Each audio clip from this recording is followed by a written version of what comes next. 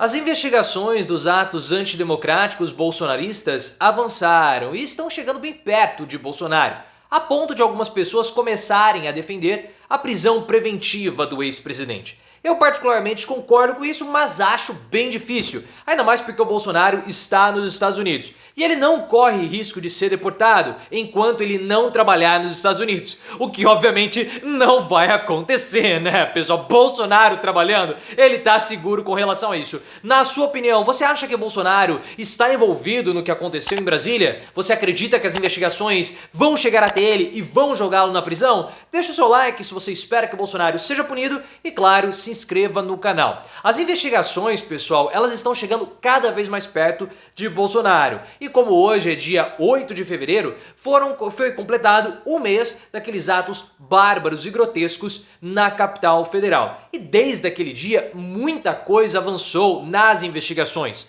Muitos acreditavam que fosse acabar em pizza, que as pessoas não fossem punidas, mas a nossa justiça avançou, nós temos vários bolsonaristas presos, acabando com aquela história de bandido bom, bandido morto e que presídio é colônia de férias, né? Tem vários bolsonaristas que estão detidos ainda. Então as nossas investigações foram cada vez mais avançando.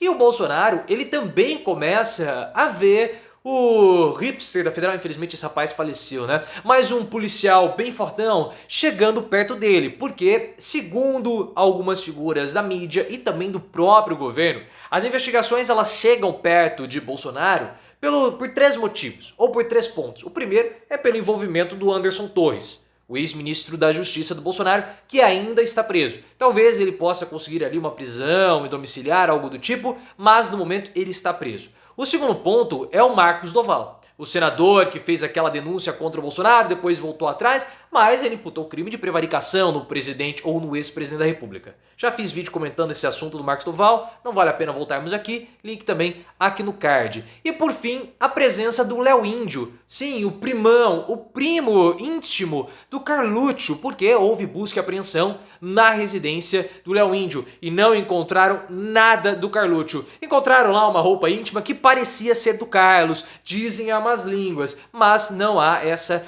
confirmação. Mas o que nós estamos vendo? Que as investigações elas estão avançando, claro. E não somente os peixes pequenos ou os baderneiros começaram a ser punidos, mas figuras que financiaram esses atos também começaram a responder a processos, a serem detidos. E como nós estamos vendo um avanço na hierarquia bolsonarista, o próximo passo, obviamente, são os políticos. Inclusive, alguns parlamentares bolsonaristas tiveram ali a sua posse quase negada pela justiça. O STF solicitou à PGR apurar se os bolsonaristas eles poderiam ou não receber a sua posse.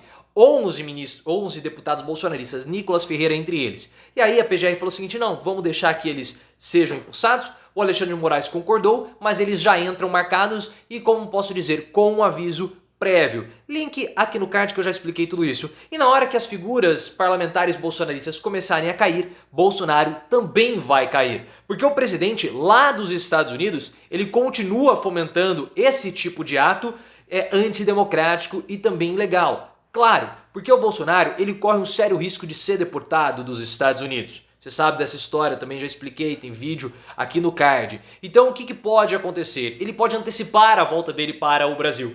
E se isso de fato ocorrer, ele pode enfrentar problemas na justiça, como até mesmo a prisão. Então ele precisa dos bolsonaristas engajados e atuando a seu favor. Por isso que ele falou que ele não concorda com o que aconteceu em Brasília. Claro, ele não pode falar que ele endossa, mas também o que está acontecendo com a justiça é uma injustiça. Claro, porque ele mostra apoio, demonstra solidariedade e já prepara a próxima ação bolsonarista quando for a vez dele de engajar os seus manifestantes e ter pessoas saindo às ruas para cobrar ali e pedir a liberdade do Bolsonaro. Essa é a estratégia do Bolsonaro. E é exatamente por esse motivo que o Walter Mairovich, que é um colunista do UOL, é jurista, defendeu a prisão preventiva do Bolsonaro. Porque na visão do Mairovich, os atos em Brasília e tudo o que aconteceu depois tende a beneficiar muito mais Bolsonaro. Ele é o maior beneficiado de toda essa história que acabou acontecendo e envergonhando o nosso país, a ponto de ser pauta da discussão do Lula com o Joe Biden na próxima sexta-feira. Vamos fazer vídeo comentando esse encontro do Lula com o Joe Biden daqui a pouquinho. Então fica ligado no canal, ative as notificações para que você não perca esse vídeo de preparação para esse encontro do Lula com o Joe Biden. E pelo fato do Bolsonaro, lá nos Estados Unidos, continuar endossando posições antidemocráticas, sendo assim um perigo para as nossas instituições, o Walter Mairovich acredita ou defende a prisão preventiva do Bolsonaro. Você acredita ou concorda com o Mairovich que o Bolsonaro precisa ter a prisão preventiva dele decretada? Ele é um perigo para as nossas instituições? Coloque nos comentários e, claro, se inscreva no canal. Eu particularmente concordo com o Walter Mairovich. O Bolsonaro, ele merece sim ser preso e ele precisa ser preso até mesmo como uma forma de demonstração para os bolsonaristas que esses atos ilegais deles que colocam em risco a nossa república precisam ser punidos. Mas o STF dificilmente vai fazer isso, pessoal, porque há dois grandes dilemas hoje no STF. O primeiro grande dilema é onde julgar os bolsonaristas que foram detidos, porque são milhares de pessoas. E como cada pessoa tem direito a levar 8 testemunhas e depois nós temos mais 8 testemunhas contra os réus, nós teremos ali um número de superior a 20 mil pessoas a serem ouvidas. Para vocês terem uma ideia. Então, se o STF concentrar todo esse julgamento na Suprema Corte, não há contingente de pessoas, não há estrutura. O STF vai ter que aumentar a sua estrutura, levando anos para que os julgamentos possam ser feitos.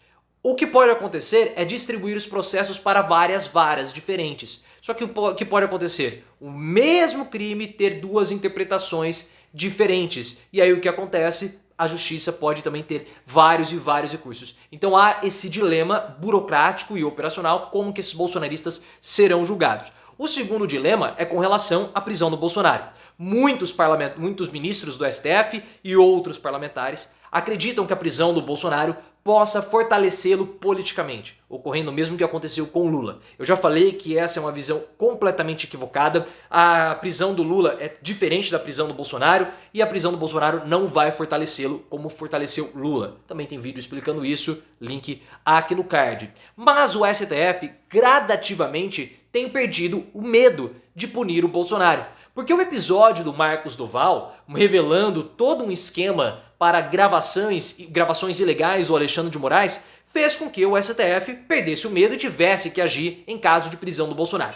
Então, quando a hora de prender o Bolsonaro chegar, eu acho difícil o STF dar para trás ou se acovardar, porque havia todo um esquema criminoso e obviamente ilegal, para sabotar o Alexandre de Moraes. Então, vendo essa situação, os ministros não podem se omitir, porque o ataque ao Alexandre de Moraes seria um ataque à Suprema Corte como um todo.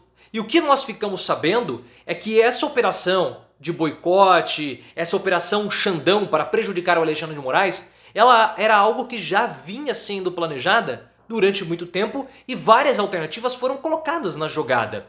Ontem a revista Veja veio com uma informação de que o Walter Delgatti Neto, o hacker de Araraquara, que lá no passado nós tínhamos uma história que ele foi procurado pela Carla Zambelli, houve uma reunião com o Bolsonaro para invadir as urnas, algo do tipo. A revista Veja reforçou essa informação dizendo que o Walter Delgatti ele se reuniu com Bolsonaro e Carla Zambelli para hackear o Alexandre de Moraes. Isso em setembro. Então nós conseguimos compreender e também entender que havia sim uma intenção do governo de grampear e obter conversas do Alexandre de Moraes para saber se havia alguma coisa que pudesse desaboná-lo ou para ser usada como argumento e narrativa do Bolsonaro, dizendo que ele é um perseguido das instituições, principalmente do Alexandre de Moraes. Então nós temos 3 fatores ou 3 ações que levavam para o mesmo caminho. A invasão do hacker de Araraquara às contas do Alexandre de Moraes, a minuta dita golpista pela imprensa, que tinha como objetivo quebra de sigilos telefônicos e telemáticos de integrantes do TSE, e as gravações do Marcos Duval. Todas elas tinham o mesmo objetivo: encontrar informações sobre o Alexandre de Moraes. E o Bolsonaro, ele não vai ser punido? Como nós falamos no início do vídeo, né? Como ele está nos Estados Unidos, ele tem certas proteções logísticas. Ah, mas ele não está ilegal? Isso é um ponto que temos que esclarecer. Não. Bolsonaro ainda não está ilegal nos Estados Unidos. Ele viajou para os Estados Unidos com um visto diplomático, que foi encerrado quando ele deixou a presidência da República. Depois do encerramento do visto, ele teria 30 dias para solicitar o visto de turista. E ele fez isso. E agora podem levar até 4 meses, pode levar 4 meses para que esse visto de turista seja aprovado. Nesse meio tempo, ele não pode voltar ao Brasil. Se ele voltar ao Brasil, todo o processo do visto é encerrado. E aí ele também não pode trabalhar nos Estados Unidos enquanto ele não recebe o visto e muito menos estudar. Então tá tranquilo, né, pessoal? Se o Bolsonaro não pode estudar e nem trabalhar, para ele tá de boa, não vai ter problema algum.